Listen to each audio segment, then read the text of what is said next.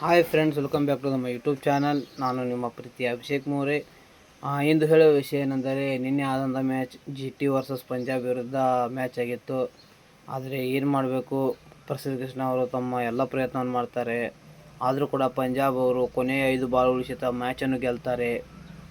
ಮತ್ತು ಆ ಮ್ಯಾಚಿನ ಮುಖ್ಯ ಇದನೆಂದರೆ, ಪಂಜಾಬ್ ಸೋಲುವಂಥ ಮ್ಯಾಚ್ ಗೆದ್ದಿತ್ತು ಮತ್ತು GT ಅವರು ಗೆಲ್ಲುವಂಥ ಮ್ಯಾಚ್ ಸೋತಿತ್ತು. ಆದ ಕಾರಣ ಎರಡು ಟೀಮಿನ ಫ್ಯಾನ್ಸ್ಗಳಿಗೆ ಮಾನಸಿಕ ಆಗಿರುತ್ತೆ. ಅದರಲ್ಲಿ ಕೂಡ GT ಅವರ ಫ್ಯಾನ್ಸ್ಗೆ ಸ್ವಲ್ಪ ಮಾನಸಿಕ ಆಗಿರುತ್ತೆ. ಯಾಕಂದರೆ ಶುಭಮ್ ಗಿಲ್ ಅವರು ಸರಿಯಾಗಿ ಆಡಲಿಲ್ಲ, ಬಟ್ಲರ್ ಅವರು ಸರಿಯಾಗಿ ಆಡಲಿಲ್ಲ, ಯಾರೂ ಕೂಡ ಸರಿಯಾಗಿ ಆಡಲಿಲ್ಲ. ಇದ್ದಂಥ ಎಲ್ಲ ಬಾಲ್ ಮಿಸ್ ಮಾಡ್ತಿದ್ರು. ಮಾಡಿ ಆಟ ತುಂಬ ಟಫ್ ಮಾಡಿಬಿಟ್ರು. ಹಾಗೆ ರನ್ ಹೊಡಿಲಿಲ್ಲ ಅವರು. ಬರೀ ಕ್ಯಾಚ್ ಔಟ್ ಆಗೋದು, ಬೋಲ್ಡ್ ಔಟ್ ಆಗೋದು ಆಗಲಾಕೈತರು. ಮತ್ತು ಹಾಗೆ ತುಂಬ ಕ್ರಿಟಿಕಲ್ ಆದಂಥ ಪರಿಸ್ಥಿತಿ ಬಂತು.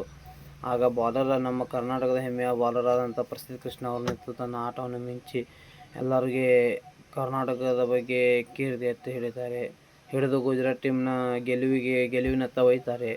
ಆದರೂ ಕೂಡ ಕೆಲಸ ಆಗುವುದಿಲ್ಲ. ಇರಲಿ, ಮತ್ತೆ ಮುಂದಿನ ಮ್ಯಾಚ್ ಗೆಲ್ಲಿ ಅಂತ ಹೇಳುತ್ತಾ ಇಲ್ಲಿ ಸ್ಟಾಪ್ ಮಾಡ್ತೇನೆ.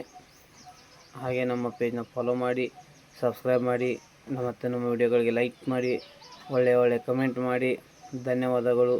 ಜೈ RCB, ಜೈ ಕರ್ನಾಟಕ.